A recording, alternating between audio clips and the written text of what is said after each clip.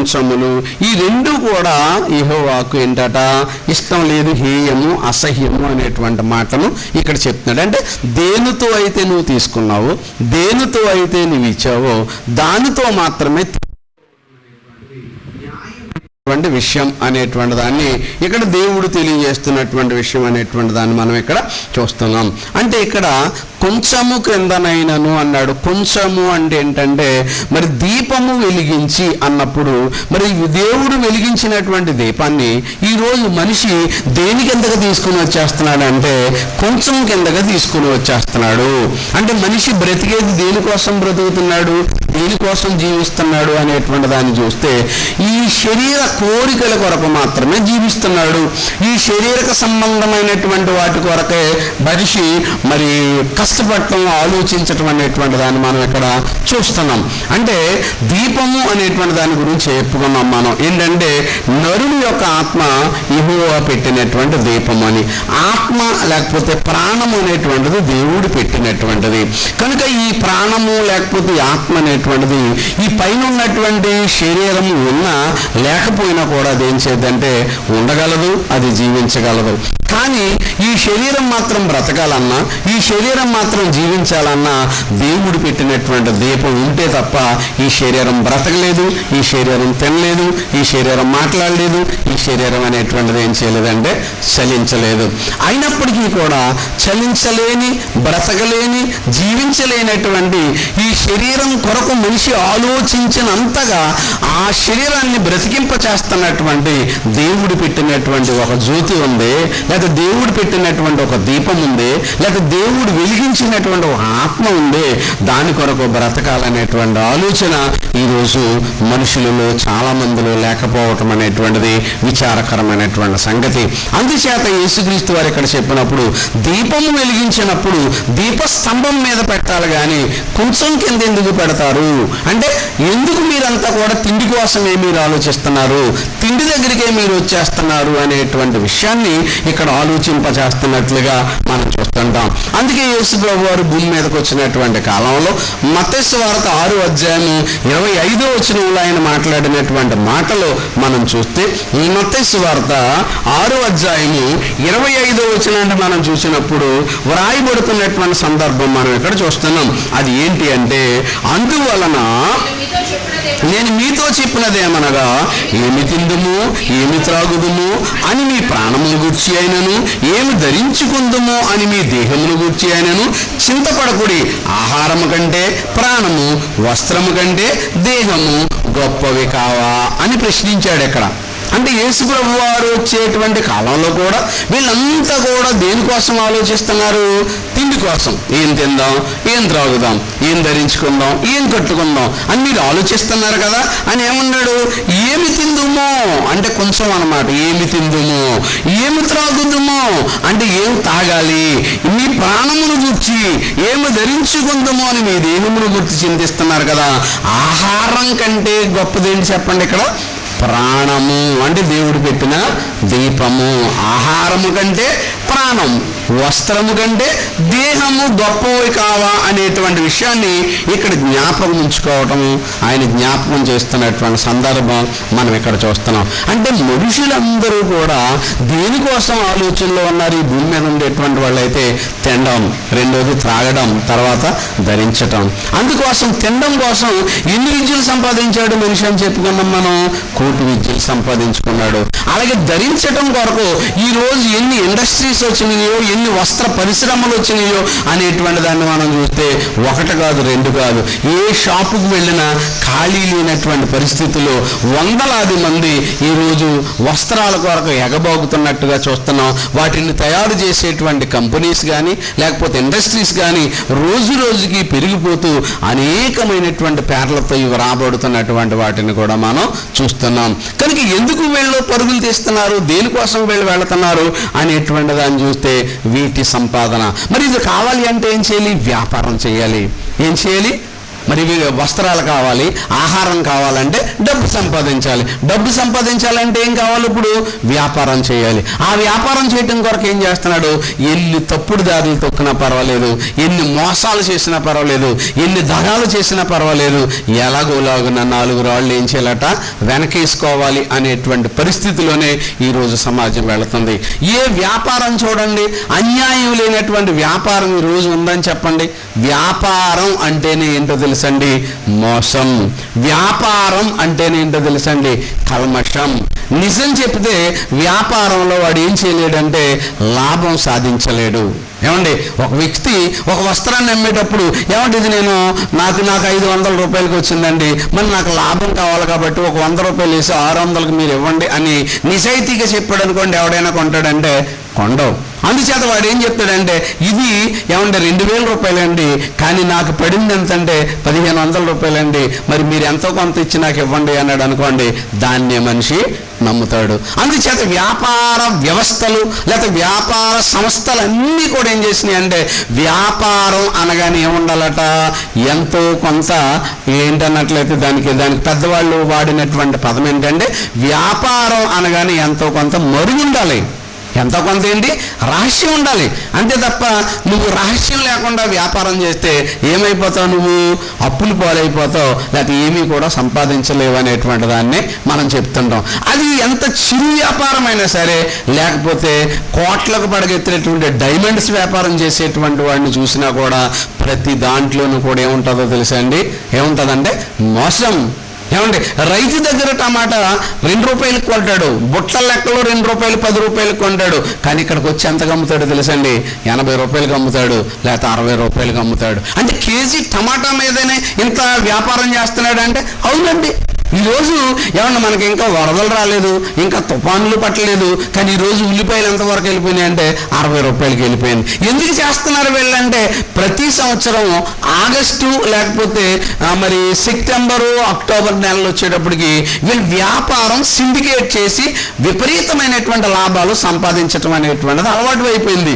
దేని మీద పెట్టేవారు? ఏమన్నా వరదలు వచ్చేసినాయండి, లేకపోతే తుఫానులు వచ్చేసినాయండి, ఈ పంట అంతా కొట్టుకుపోయిందండి, కనుక ఇప్పుడు ఎక్కడ కూడా దొరకట్లేదని అని చెప్పేసి వీళ్ళు ఏం చేసేవారంటే గోదాముల్లో దాచుకునేవారు. ఇప్పుడు కొట్టుల్లో చూడండి, ఎక్కడ చూసిన గుట్టల కింద బస్తాల ఖాళీగా కుళ్ళు కంపు కొడుతున్నటువంటిదిగా ఉల్లిపాయలు నిల్వ ఉన్నాయి. అయినా ఈరోజు ఎందుకు అమ్ముతున్నాడు మనిషి అంటే వ్యాపారం అనేది నిజాయితీతో కూడా చేసేటువంటిది కాదు. అందుచేత కొంచెము అని అనగానే దేన్ని సూచిస్తుంది అంటే వ్యాపారాన్ని సూచిస్తుంది. ఈ వ్యాపారం కొరకు మనిషి పడేటువంటి కష్టం అండి అంతా కాదు ఇంత కాదు. ఎంత కష్టపడతాడో తెలుసండి, ఎంత దూరమైన ప్రయాణం చేస్తాడు, ఎంత అర్ధరాత్రి అయినటువంటి ప్రయాణం చేస్తాడు, ఎంత ఆరోగ్యం బాగోకపోయినప్పటికీ కూడా ఎంత రిస్క్ అయినా కూడా ఏం చేస్తాడో తెలుసండి, చేయటానికి ప్రయత్నం చేస్తుంటాడు.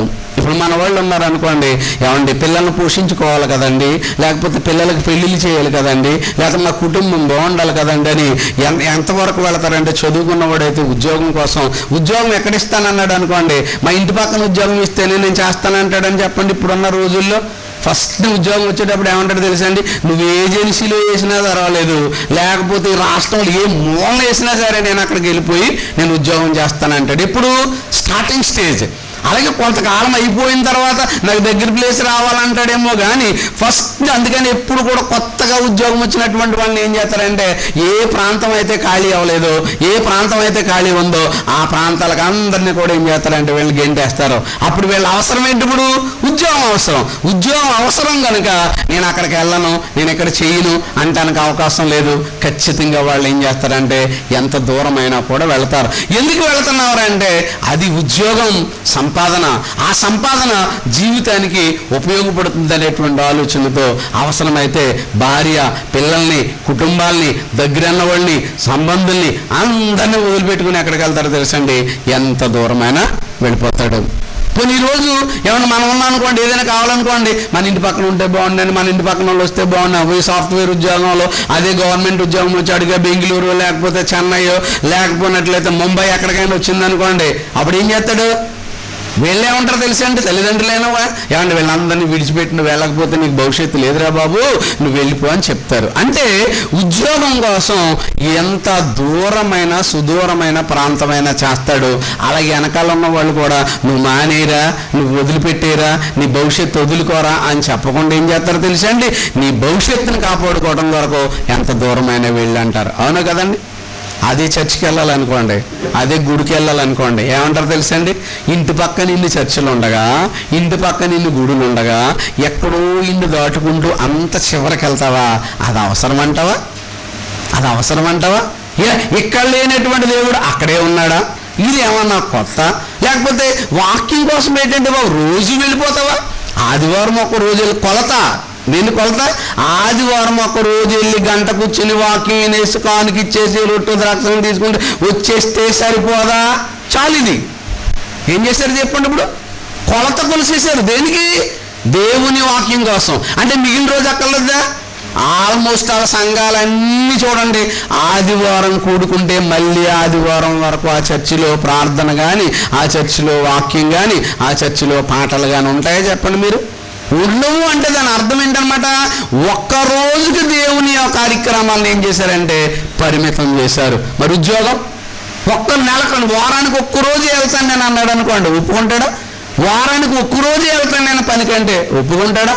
కానీ దీనికి రోజు వెళ్ళాలి, వ్యాపారానికి రోజు చేయాలి వ్యాపారం, ఎంత దూరమైనా సరే వెళ్ళి చెయ్యాలి. అందుకనే బైబిల్లో రాయబడిన మాట చూస్తే మరి యాకోబు పత్రిక అంటే 4వ అధ్యాయం 13వ వచనంలో, యాకోబు గారు రాసినటువంటి పత్రిక 4వ అధ్యాయము 13వ వచనంలో అంటాడు చూడండి. ఇక్కడ 13లో 4:13లో, నేడైనను రేపైనను ఒకానొక పట్టణమునకు వెళ్ళి, చూసారా, ఈ వేళ అయినా సరే రేపైనా సరే ఎక్కడికి వెళ్ళిపోతాను? ఒకానొక పట్టణం. ఒకానొక పట్టణం అంటే నేను దుబాయ్ వెళ్ళిపోతాను, లేకపోతే నేను ఖత్తర్ వెళ్ళిపోతాను, లేకపోతే నేను ఎక్కడికి వెళ్ళిపోతాను, నేను సౌదీ వెళ్ళిపోతాను, అవసరమైతే నేను ఇజ్రాయేల్ వెళ్ళిపోతాను. మరి అక్కడికి వెళ్ళినప్పుడు ఏం జరుగుతుంది? ఆ ప్రమాదం జరుగుతుంది. మొత్తం మీద నేను మాత్రం వెళ్ళిపోతాను. మరి ఇంత దూరం ప్రయాణం చేయడానికి, అంత దూరం వెళ్తున్నావు కదమ్మా, ఫ్లైట్ కూలిపోద్దేమో, అక్కడికి వెళ్ళిన తర్వాత నువ్వు దూరం అయిపోతావేమో, తర్వాత భార్య పిల్లల కుటుంబాన్ని అంతటిని వదిలిపెట్టి వెళ్ళిపోతున్నావేమో, ఇవన్నీ కష్టంగా ఉంటాయని ఎవరైనా చెప్తారంటే ఎవరో చెప్పరు. ఏమంటారు తెలుసా? వెళ్ళమ్మా, వెళ్ళి సంపాదించుకునిరా అని చెప్తారు.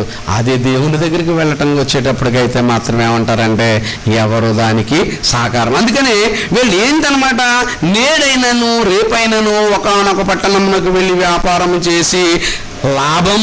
ఎందుకు వెళ్తున్నారు వీళ్ళు చెప్పండి? ఇప్పుడు వ్యాపారం చేసి ఏం చేస్తారు? లాభం. ఎందుకు లాభం? తిండి కోసం. చెప్పాను కదా, కొంచెం అంటే తిండి కోసం లాభం సంపాదించుకుని మరి ఏం చేస్తారంటే తినాలి అని అనుకుంటున్నారు. అయితే మనిషి యొక్క ప్రాణం పోకడనేటువంటిది ఎప్పుడు వస్తుందో, ఎలా వస్తుందో అనేటువంటిది తెలుసా అంటే తెలియదండి. ఏ సమయంలో నీ గుండె ఆగిపోతుందో, ఏ సమయంలో నీ ప్రాణం పోతుందో, ఏ సమయంలో ఏమవుతుందో తెలియని మనిషి దేనికోసం ఆరాటపడుతున్నాడో తెలుసండి? తిండి కోసం, సంపాదన కోసం.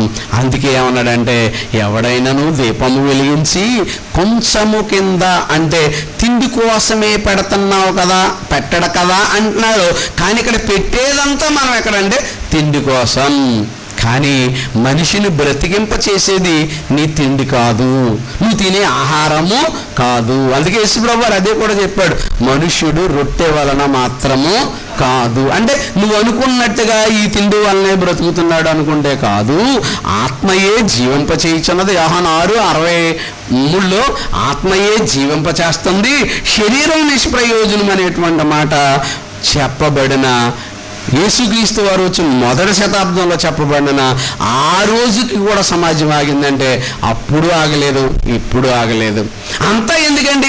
ఇంత యథార్థత చెప్పినటువంటి యేసుప్రభు దగ్గర కూడా జనాల తండోపతండాలుగా వచ్చేసి ఒక రోజట ఆయన అక్కడ కనబడలేదట. ఆ ప్రాంతం అంతా వెతుక్కుని వచ్చి అప్పుడు యేసుప్రభుని కనుగొని అన్నారు, ప్రభు నువ్వు ఎక్కడికి వెళ్ళిపోయావు, నీకు మీద మాకు ఎంత చింత వచ్చేసిందో తెలుసా, నువ్వు ఎక్కడ ఉన్నావో వెతుకొచ్చావంటే ఆయన ఏమన్నాడో తెలుసా, రొట్టెలు భుజించటం వలన మాత్రమే నన్ను మీరు వెతుకుతున్నారు, కానీ నేను చెప్పే మాటల వలన మీరు నన్ను వెతకటం లేదు. అంటే ఎంత మాట చెప్పండి. అంటే అప్పుడు కూడా యేసుప్రభు దగ్గరికి వస్తే రొట్టెలు పెడతాడు, ఆహారం పెడతాడు, ఫ్రీగా ఉంటుంది అనే ఆలోచనతో మీరు వస్తున్నారే తప్ప ఈ రొట్టెల కోసం కాదురా మీరు రావాల్సింది, మీరు తిండి కోసం కాదు మీరు రావాల్సింది, మీ కొంచెం కోసం కాదు మీరు రావాల్సింది. దీపస్తంభం వెలగాలి అంటే ఆ దీపస్తంభం కోసం మీరు ఆలోచించకుండా ఎప్పుడు దాన్ని తీసుకెళ్ళి ఎక్కడెడుతున్నారో తెలుసా? కొంచెం కిందకి, తిండి దగ్గరికి తీసుకుని వస్తున్నారు అనేటువంటి మాటలు ఆయన జ్ఞాపకం చేసేటువంటి సందర్భం మనం చూస్తున్నాం. అందుకే సామెతల గ్రంథము 23వ అధ్యాయంలో అంటాడు, సామెతల గ్రంథము 23వ అధ్యాయము 20-21 వచనం మనం చదువుకుంటే, సామెతల గ్రంథము 23వ అధ్యాయము 20-21 వచనంలో ద్రాక్షారసము త్రాగు వారుతోనైనను మాంసము ఎచ్చుగా తిని వారుతోనైనను సహవాసం చేయకు. తిండి చూసారా, తాగుడు, ఏమి తిందుమో ఏమో తాగుదుమో అని యేసుప్రభు చెప్పాడు కదా. ఇక్కడ సొలొమోను గారు అంటున్నారు, ద్రాక్షారసము త్రాగు వారుతోనైనను. ఈ మందు తాగేవాడికి ఎంత తాగినా తృప్తి ఉంటుందండి? తాగి తాగి తాగి కక్కుకునేటంత వరకు తాగుతాడు తప్ప చాలు అని మాత్రం అండండి తాగుపోతాడు. తాగుబోతుడికి ఉన్నటువంటి భయంకరమైనటువంటి లక్షణం ఏంటి తెలుసా?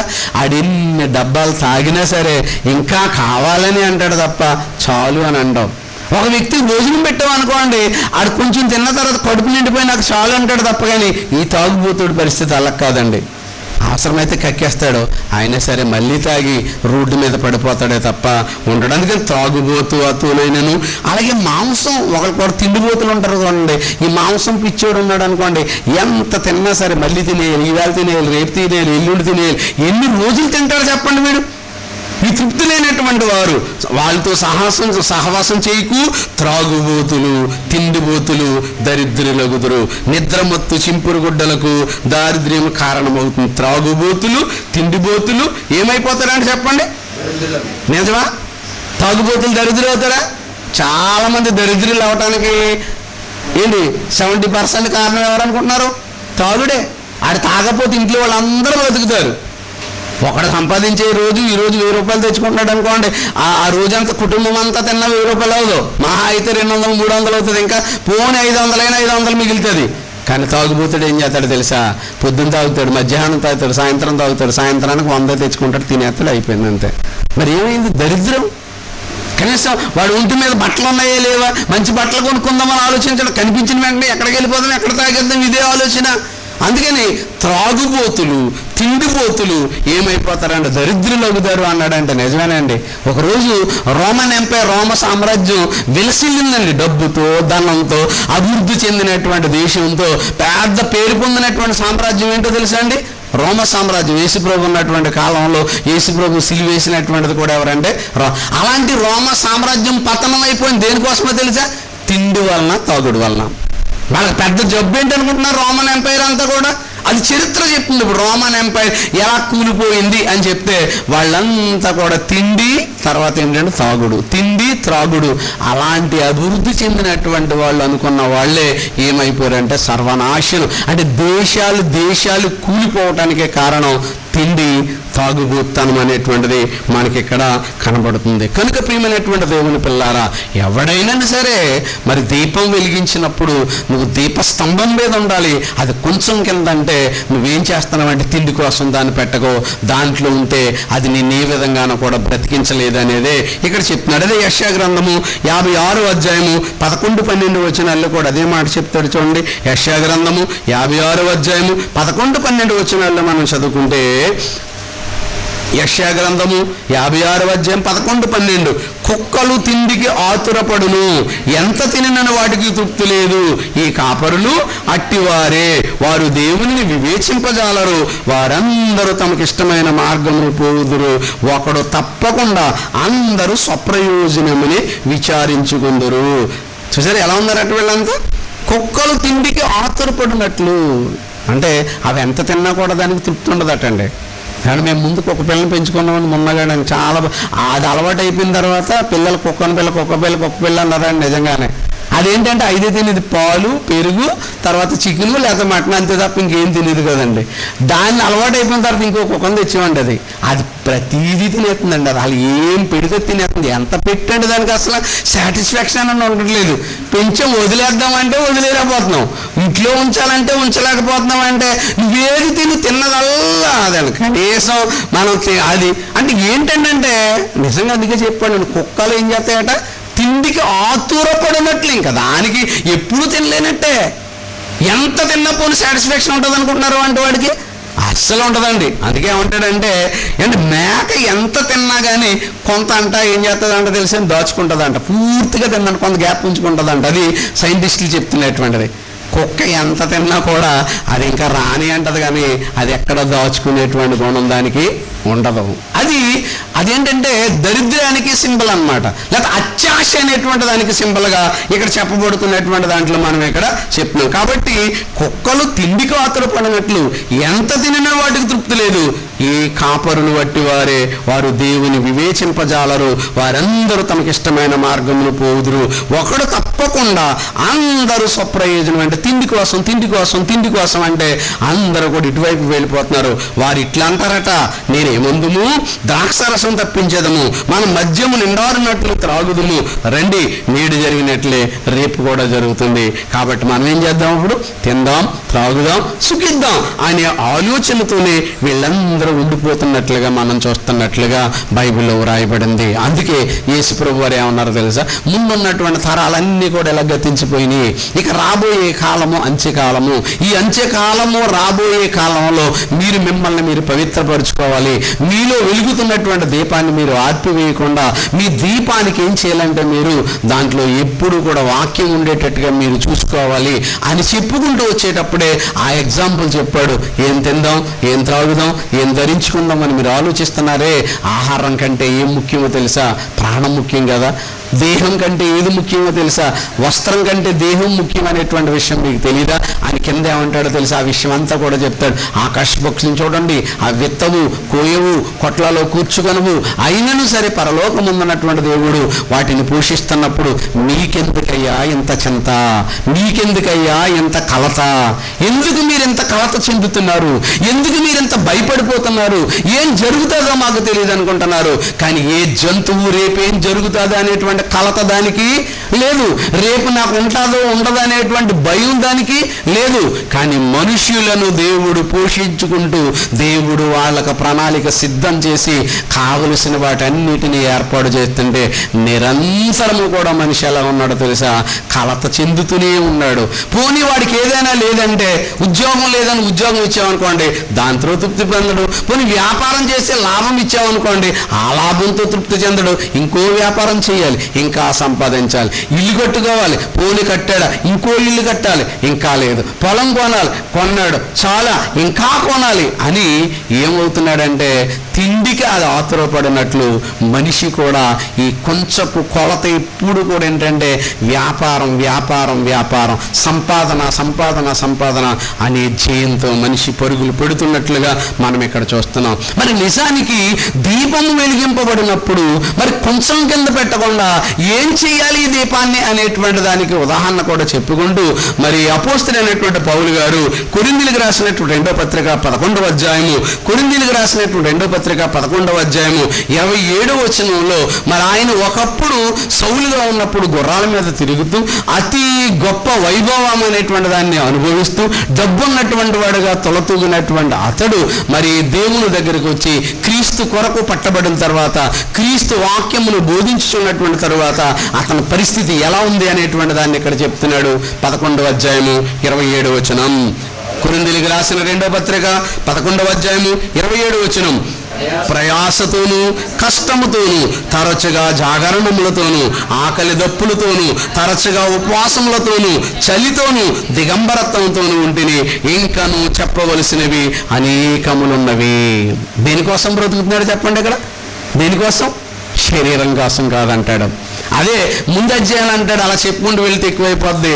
ఏమంటాడంటే నా యొక్క బాహ్య పురుషుడు కృషించుచున్నను, నా అంతరంగ పురుషుడు ఏం చేస్తున్నాడు, దినదినం అభివృద్ధి చెందుతున్నాడు. బాహ్య పురుషుడు అంటే ఎవరో మట్టోడు, పైన ఉన్నటువంటి మట్టి శరీరం.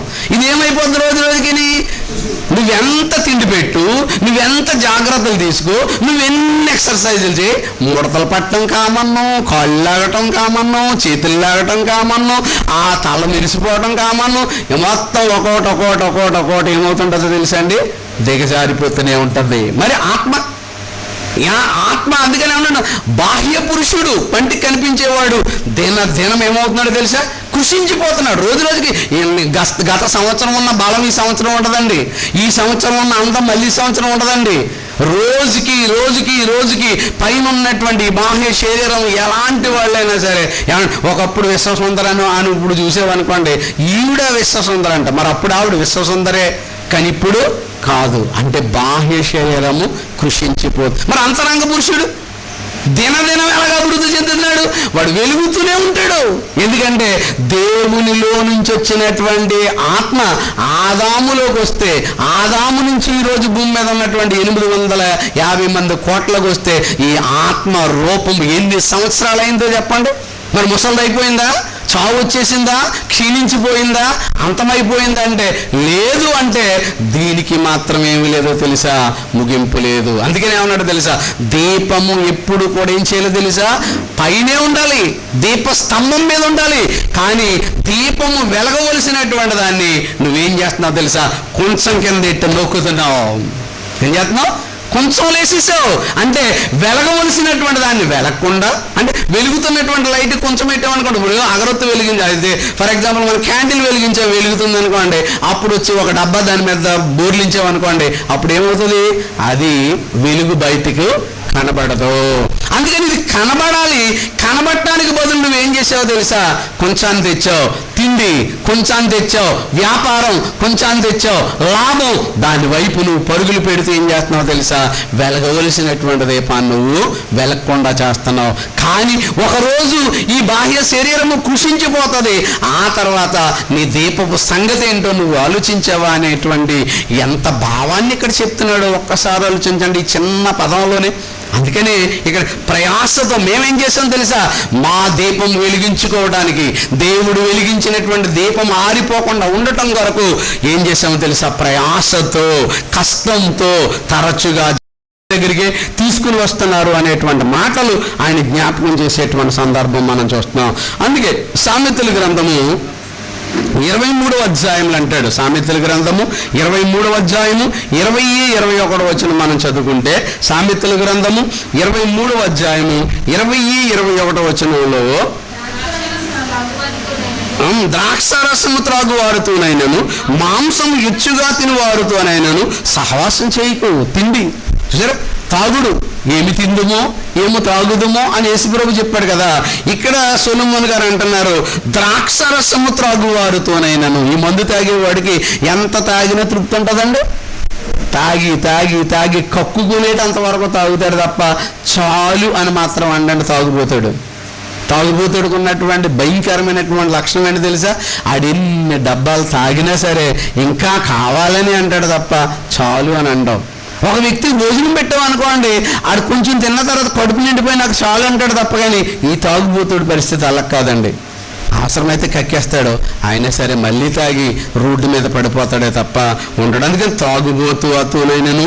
అలాగే మాంసం, ఒకరు కూడా తిండిపోతులు ఉంటారు చూడండి, ఈ మాంసం పిచ్చోడు ఉన్నాడు అనుకోండి, ఎంత తిన్నా సరే మళ్ళీ తినేయాలి, ఈవేళ తినేయాలి, రేపు తినేయాలి, ఎల్లుండి తినేయాలి. ఎన్ని రోజులు తింటాడు చెప్పండి మీరు? ఈ తృప్తి లేనటువంటి వారు, వాళ్ళతో సహవాసం చేయకు. త్రాగుబోతులు, తిండిబోతులు దరిద్రులగుదురు. నిద్రమత్తు చింపురు గుడ్డలకు దారిద్ర్యం కారణమవుతుంది. త్రాగుబోతులు, తిండిబోతులు ఏమైపోతారంటే చెప్పండి, నిజమా? తాగుబోతులు దరిద్రులు అవుతారా? చాలామంది దరిద్రులు అవటానికి ఏంటి 70% కారణం ఎవరనుకుంటున్నారు? తాగుడే. ఆడు తాగపోతే ఇంట్లో వాళ్ళందరూ బతుకుతారు. ఒకడు సంపాదించే రోజు ఈరోజు 1000 రూపాయలు తెచ్చుకుంటున్నాడు అనుకోండి, ఆ రోజంతా కుటుంబం అంతా తిన్న 1000 రూపాయలు అవదు, మహా అయితే 200-300 అవుతుంది. ఇంకా పోనీ 500 మిగులుతుంది. కానీ తాగుబోతుడు ఏం చేస్తాడు తెలుసా? పొద్దున్న తాగుతాడు, మధ్యాహ్నం తాగుతాడు, సాయంత్రం తాగుతాడు, సాయంత్రానికి 100 తెచ్చుకుంటాడు, తినేస్తాడు, అయిపోయింది అంతే. మరి ఏమైంది? దరిద్రం. కనీసం వాడు ఒంటి మీద బట్టలు ఉన్నాయా లేవా, మంచి బట్టలు కొనుక్కుందామని ఆలోచించడం, కనిపించిన వెంటనే ఎక్కడికి వెళ్ళిపోదాం, ఎక్కడ తాగేద్దాం, ఇదే ఆలోచన. అందుకని త్రాగుబోతులు, తిండిపోతులు ఏమైపోతారంటే దరిద్రులు అవుతారు అన్నాడంటే నిజమేనండి. ఒకరోజు రోమన్ ఎంపైర్, రోమ సామ్రాజ్యం విలసిల్లిందండి. డబ్బుతో, ధనంతో అభివృద్ధి చెందినటువంటి దేశంతో పెద్ద పేరు పొందినటువంటి సామ్రాజ్యం ఏంటో తెలుసా అండి? రోమ సామ్రాజ్యం. యేసుప్రభు ఉన్నటువంటి కాలంలో యేసుప్రభు సిలువేసినటువంటిది కూడా ఎవరంటే అలాంటి రోమ సామ్రాజ్యం పతనం అయిపోయింది. దేనికోసమో తెలుసా? తిండి వలన, తాగుడు వలన. వాళ్ళకి పెద్ద జబ్బు ఏంటనుకుంటున్నారు రోమన్ ఎంపైర్ అంతా కూడా? అది చరిత్ర చెప్తుంది. ఇప్పుడు రోమన్ ఎంపైర్ ఎలా కూలిపోయింది అని చెప్తే వాళ్ళంతా కూడా తిండి, తర్వాత ఏంటంటే తాగుడు, తిండి, త్రాగుడు.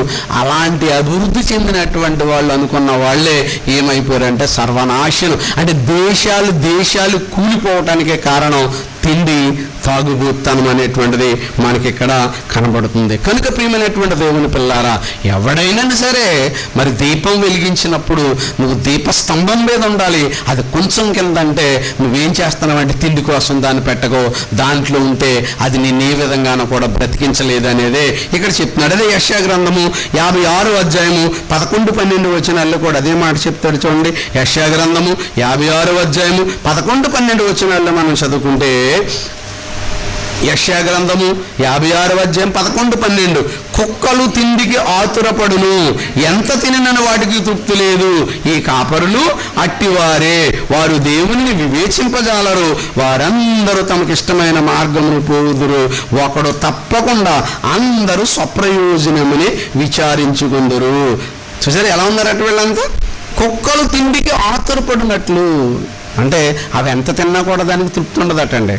కానీ మేము ముందు కుక్క పిల్లని పెంచుకున్నామని మొన్నగానే చాలా అది అలవాటు అయిపోయిన తర్వాత పిల్లలు కుక్క పిల్ల అన్నారండి. నిజంగానే అదేంటంటే 5 తినేది పాలు, పెరుగు, తర్వాత చికెను లేదా మటన్, అంతే తప్ప ఇంకేం తినేది కదండి. దాన్ని అలవాటు అయిపోయిన తర్వాత ఇంకో కుక్కను తెచ్చామండి. అది ప్రతిదీ తినేస్తుందండి. అది అసలు ఏం పెడితే తినేస్తుంది. ఎంత పెట్టండి దానికి అసలు సాటిస్ఫాక్షన్ అని ఉండట్లేదు. పెంచం వదిలేద్దామంటే వదిలేకపోతున్నాం, ఇంట్లో ఉంచాలంటే ఉంచలేకపోతున్నాం. అంటే నువ్వేది తిన్నదల్లా అదండి. కనీసం మనం అది అంటే ఏంటంటే నిజంగా అందుకే చెప్పాను, కుక్కలు ఏం చేస్తాయట, తిండికి ఆతురపడినట్లు. ఇంకా దానికి ఎప్పుడు తినలేనట్టే. ఎంత తిన్నప్పుడు సాటిస్ఫాక్షన్ ఉంటుంది అనుకుంటున్నారు అంటే వాడికి అస్సలు ఉంటుందండి. అందుకే ఏమంటాడంటే మేక ఎంత తిన్నా కానీ కొంత అంట ఏం చేస్తుందంట తెలిసి దాచుకుంటుందంట. పూర్తిగా తిన్నాను, కొంత గ్యాప్ ఉంచుకుంటుందంట. అది సైంటిస్టులు చెప్తున్నటువంటిది. కుక్క ఎంత తిన్నా కూడా అది ఇంకా రాని అంటది, కానీ అది ఎక్కడ దాచుకునేటువంటి గుణం దానికి ఉండదు.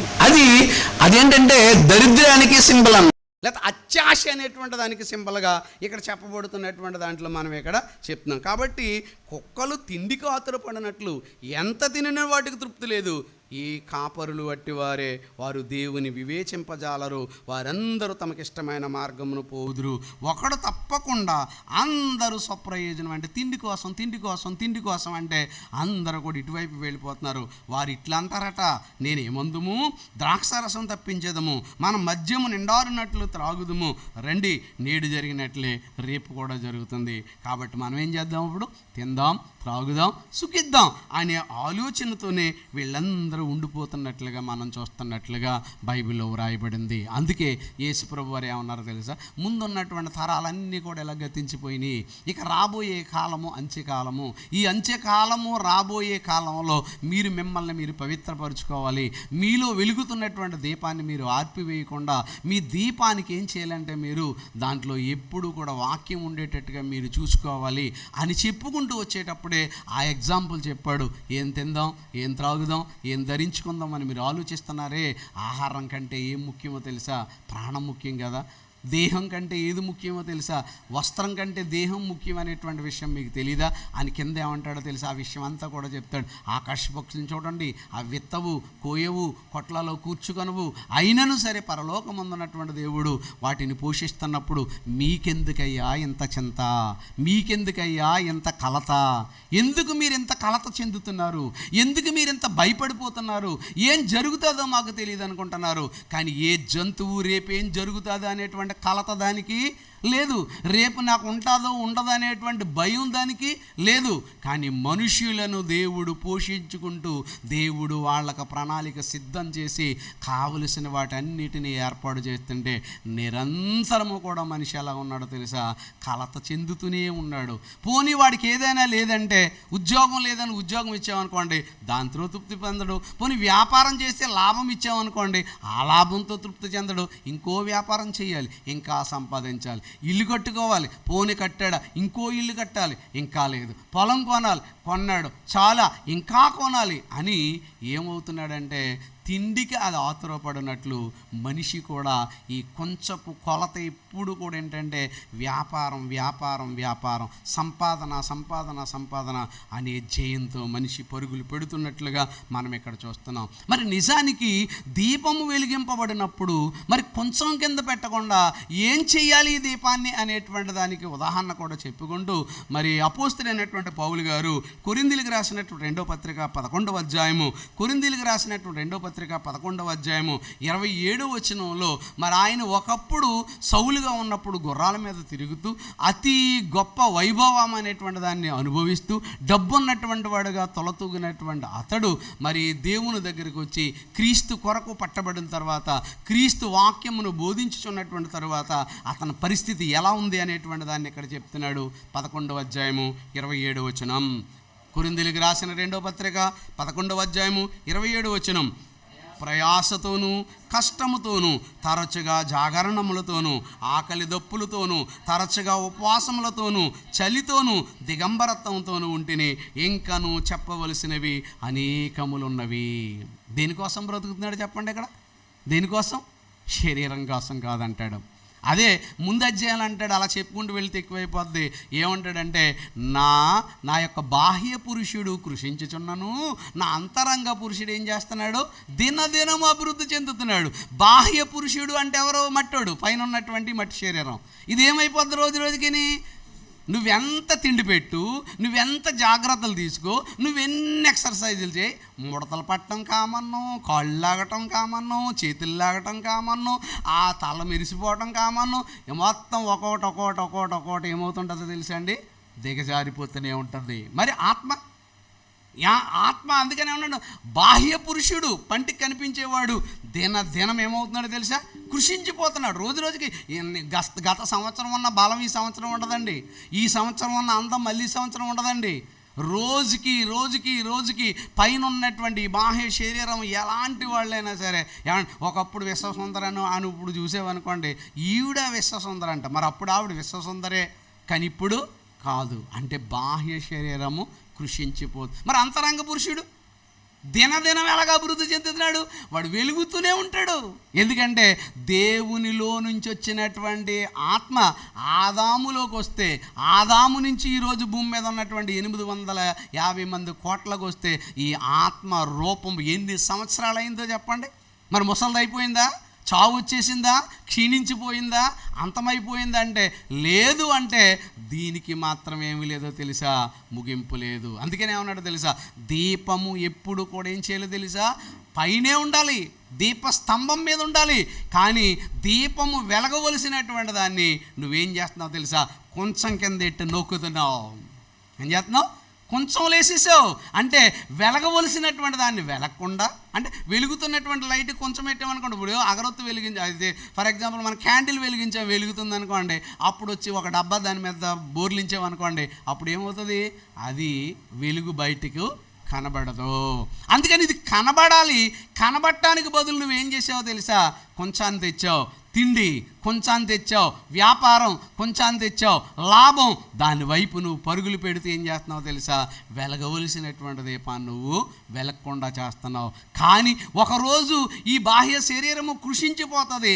ఆ తర్వాత నీ దీపపు సంగతి ఏంటో నువ్వు ఆలోచించావా అనేటువంటి ఎంత భావాన్ని ఇక్కడ చెప్తున్నాడో ఒక్కసారి ఆలోచించండి. ఈ చిన్న పదంలోనే అందుకనే ఇక్కడ ప్రయాసతో మేమేం చేసాం తెలుసా, మా దీపం వెలిగించుకోవడానికి, దేవుడు వెలిగించినటువంటి దీపం ఆరిపోకుండా ఉండటం కొరకు ఏం చేసామో తెలుసా, ప్రయాసతో కష్టంతో తరచుగా జాగరణం అంటే పొద్దు నుంచి సాయంత్రం నుంచి తెల్లవారు వరకు నిద్ర లేకుండా ఉండటం జాగరణం అంటాం దానికి. అలాగే ఆకలి దప్పులు, నీళ్లు తాగటానికి నీళ్ళు లేవట, తినడానికి ఆహారం లేదంట. మరి పౌలు గారు ప్రయాణం చేసినప్పుడు ఆ ప్రాంతాలంతా కూడా వెళుతున్నప్పుడు తినడానికి ఆయనకి తిండి లేదు, ఆకలి వేసేది. పోనీ తాగుదామంటే మనకు ఎప్పుడైనా తినడానికి తిండి లేనప్పుడు, ఆకలి వేస్తున్నప్పుడు నీళ్లతో ఏం చేస్తామంటే కడుపు నింపుకుంటాం, తాగుదామంటే నీళ్లు కూడా లేవట. ఎందుకు? ఒకప్పుడు వైభవాన్ని అనుభవించాడు, ఒకప్పుడు ఎంతో గొప్పగా బ్రతికాడు.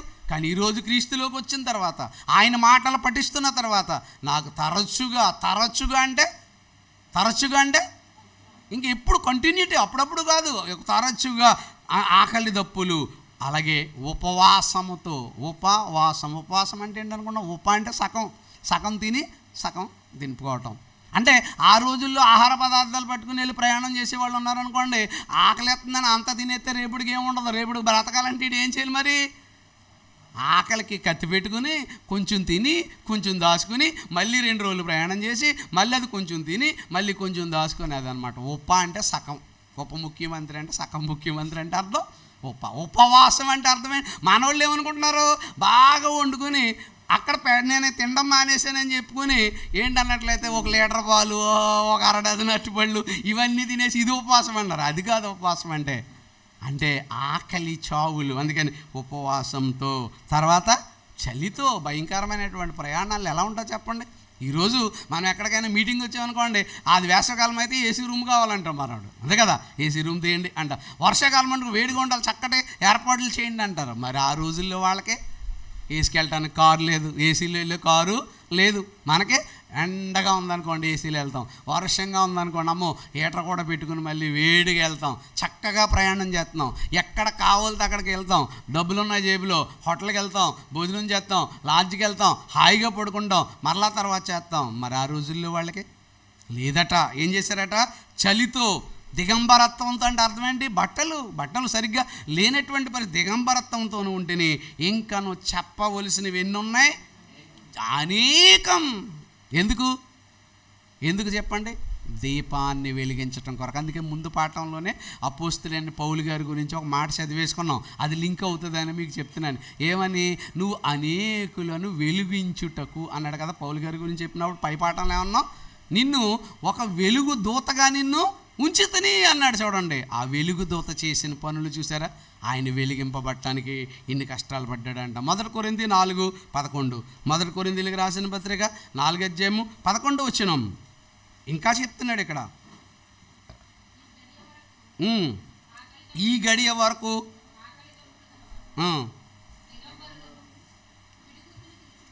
అది ఆకలి దప్పులు గలవారము, దిగంబరులము, పిడిగుద్దులు తించున్నాము, నిలువరమైనటువంటి నివాసము, ఒక సర్టెన్ ప్లేస్ ఏది లేదంట. అలా తిరగటమే. ఎన్ని కష్టాలండి, ఎన్ని బాధలండి. ఇవన్నీ ఎందుకో తెలుసా? దేవుడు వెలిగించిన దీపము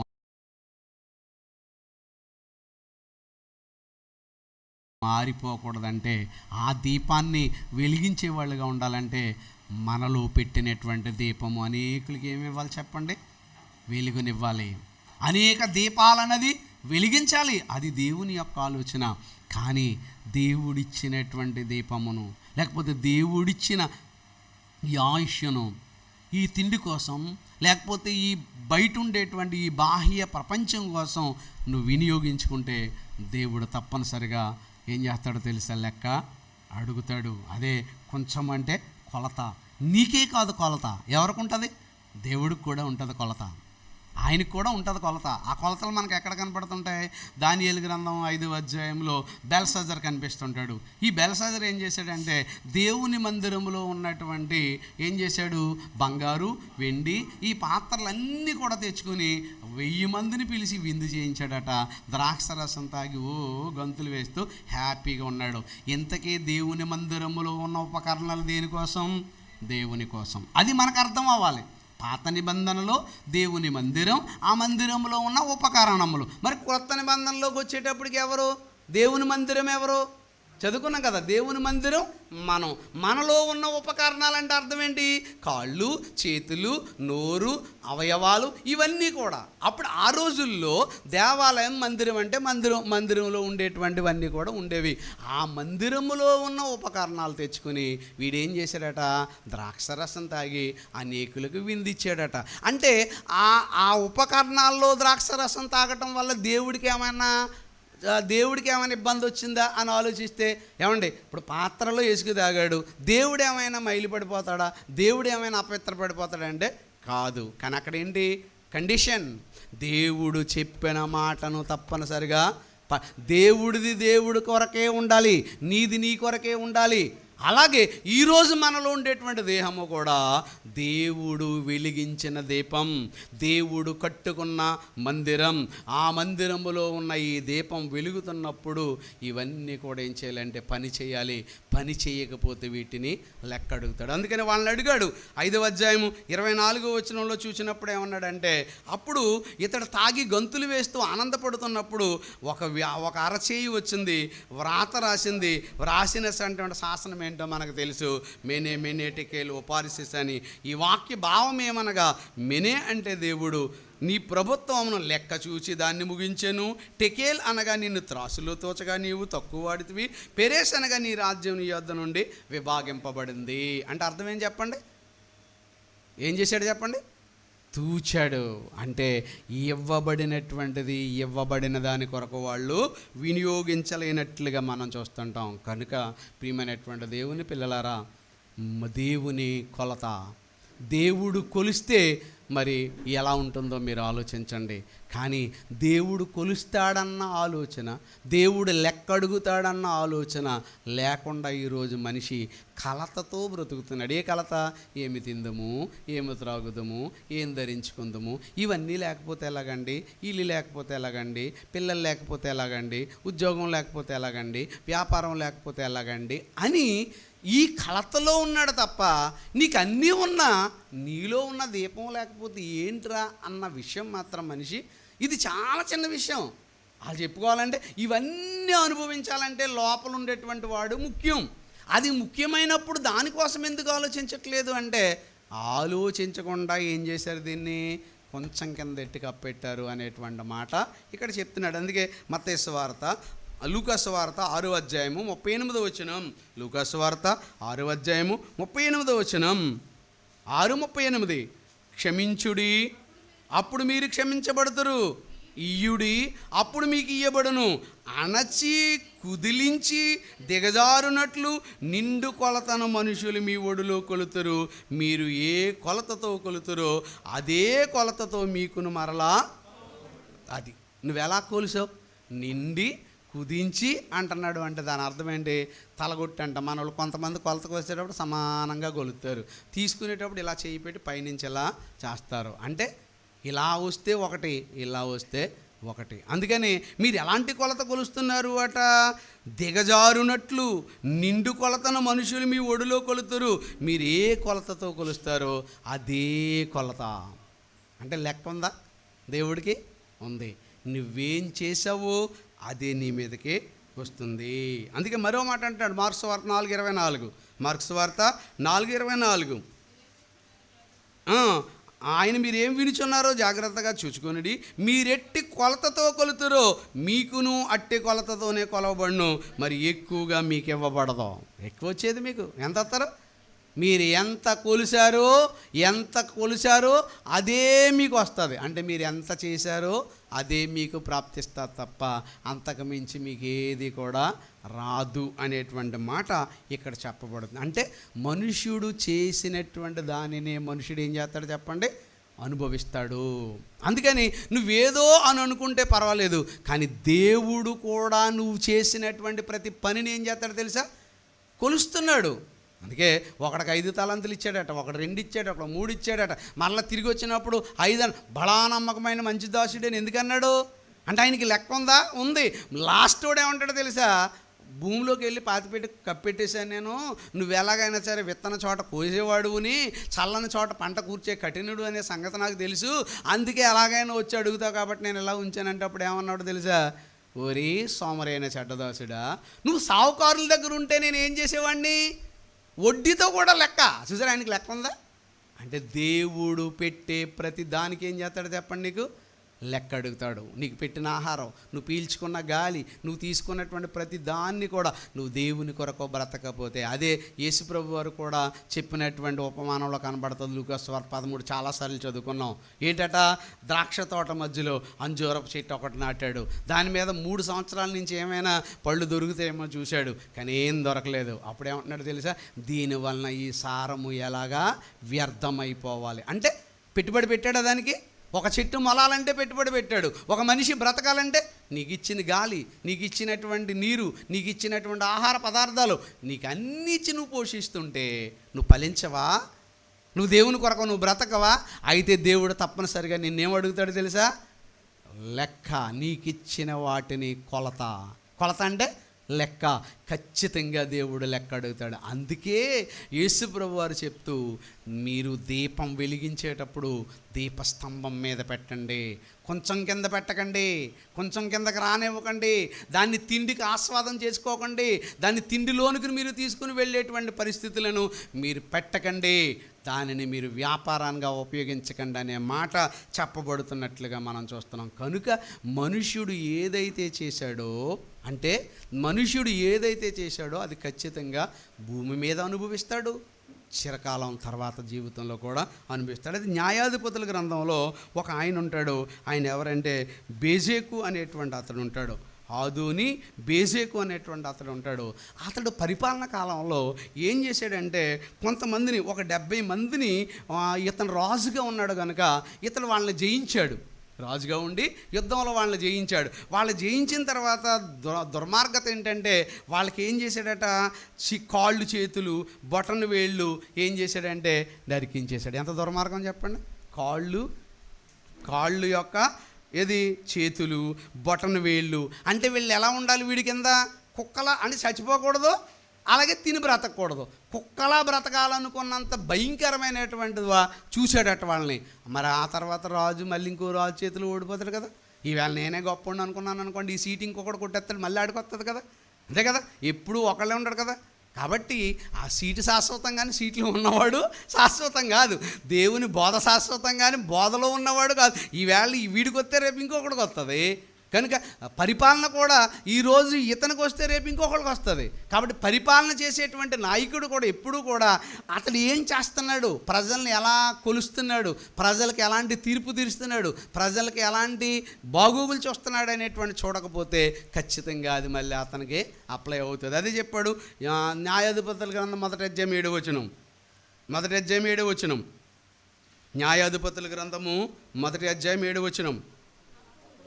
అప్పుడు ఆదోని బేజేకు తమ కాళ్ళు, చేతులు, బొటన వేళ్ళు కోయబడిన 70 మంది రాజులు నా భోజనపు బల్ల కింద మొక్కలు వేరుకొని చుండిరి. నేను చేసినట్లే దేవుడు నాకు ప్రతిఫలం ఇచ్చేనా నేను. వారు యెరూషలేమునకు అతను తోడుకొని రాగా అతడు అక్కడ చనిపోయాను. చూసారా, నేను చేసినట్లే దేవుడు నాకు ప్రతిఫలం ఇచ్చేనా నేను. ఇప్పుడు ఏమైంది? మళ్ళీ ఈడు కాళ్ళు, చేతులు, బొటన వేళ్ళు నరికివేయబడ్డాయి. ఇప్పుడు ఈ చావులో ఉన్నప్పుడు ఏమన్నాడంటే, నేను 70 మందిని ఇలా చేశాను, ఇప్పుడు నాకు గుర్తొచ్చింది, నేను చేసినట్లే దేవుడు నాకు ఇప్పుడు చేశాడు, అయ్యి బాబా ఇంకేం లేదు అని అనుకున్నాడు చచ్చిపోయిన తర్వాత. అంటే అర్థం ఏంటి? నువ్వేదైతే చేసావో, అందుకని వాడు తవ్వుకున్న గోతులో వాడే పడతాడంటాం కదండి. ఇలాంటి సందర్భాలు బైబిల్లో చాలా చదువుకున్నాం మనం. అండి, ముద్దుకైన ఉరి తీయాలనుకునేటువంటి ఆమాను అదే ఉరికొయ్యి మీద ఉరి తీయబడినటువంటి సంఘటన కూడా మనం చూస్తున్నాం. కనుక ప్రియమైనటువంటి దేవుని పిల్లలారా, మనం ఎట్టు కొలతతో కొలుస్తామో దేవుడు కూడా మనల్ని కూడా అదే కొలత. అయితే దేవుడు మనలో పెట్టినటువంటి దీపము, అందుకని దీపం ఉండగానే ఇల్లు చక్కబెట్టుకునిడి అన్నాడు. దీపం ఉండగానే ఇల్లు చక్కబెట్టుకోవడం అంటే, వెలుగుండగానంటే నువ్వు ప్రాణం ఉండగా. మనోళ్ళకి ఏమర్థమైంది?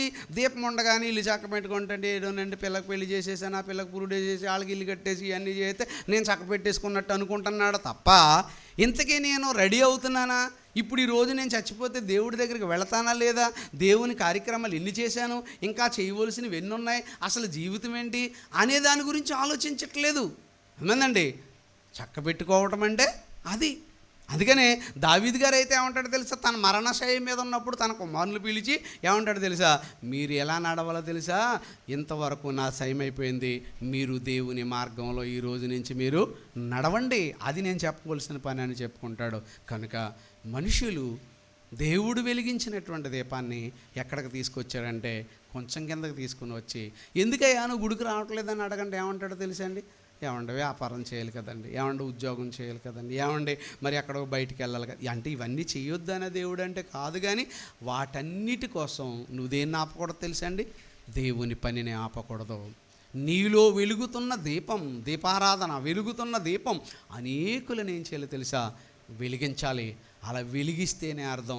వెలిగించకుండా నువ్వు ఈ లోక సంబంధమైన ఆలోచనలో ఉన్నావు అనుకోండి, కలత చెందావు అనుకోండి, నువ్వేమీ కూడా సాధించలేవు. అందుకనే దేవుడు కొలత, మనుషుల కలత అన్నాం.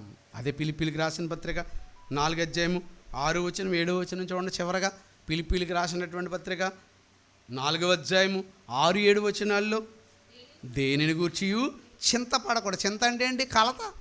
ఏమైపోద్దో నువ్వు పోతే ఏమైపోద్దో ఎవరికైనా తెలిసేటి, నువ్వు పోలేదు కాబట్టి ఏమైపోద్దో అని అనుకుంటున్నావు, పోతే ఏమైపోద్దో నీకేమీ తెలీదు. అందుకని ఏమన్నాడు తెలుసా, దేనిని గూర్చి చింతపడకూడదు కానీ ప్రతి విషయంలోనూ ప్రార్థన విజ్ఞాపనల చేత కృతజ్ఞత పూర్వకంగా మీ విన్నపములు దేవునికి తెలియచేయడి. అప్పుడు సమస్త జ్ఞానమునకు మించిన దేవుని సమాధానము యేసుక్రీస్తు వలన మీ హృదయములకును మీ తలంపులకును, అంటే ఆలోచనలకు, హృదయాలకి, తలంపులకి ఎక్కడ ఉంది, అక్కడే ఉంది దీపం. అందుకనే దేవుడు వెలిగించిన దీపం ఎక్కడ పెట్టాడో తెలుసు నీలో. కనుక నువ్వేం చేయకూడదు, కలత చెందకండి. దేవుడు కొలుస్తాడు. నువ్వు మంచి చేసావా, మంచిగా చూస్తాడు. దేవుడు మర్చిపోయేవాడు కాదు, దేవుడు అన్యాయస్తుడు అంతకంటే కాదు. అందుచేత ఎవడైనా సరే దీపం వెలిగించి ఎక్కడ పెట్టకూడదు చెప్పండి, ఎక్కడ కొంచెం కింద, అంటే వ్యాపారాన్ని చేయకూడదు. ఇంకేం చేయకూడదో తెలుసా, తిండి కోసమే ఉండకూడదు. అసలు అది ఎందుకు బ్రతుకుతుంది అనేది దానికోసం నువ్వు ఆలోచించాలి. మరో సందర్భం ఉంది కదా, మంచం కింద పెట్టొద్దు అన్నాడు కదా, రేపు వారంలో మిగిలినటువంటి భాగాన్ని మనం చూద్దాం. Okay, thank you. वीडियोस बनाने हैं, फिल्मोरा है ना,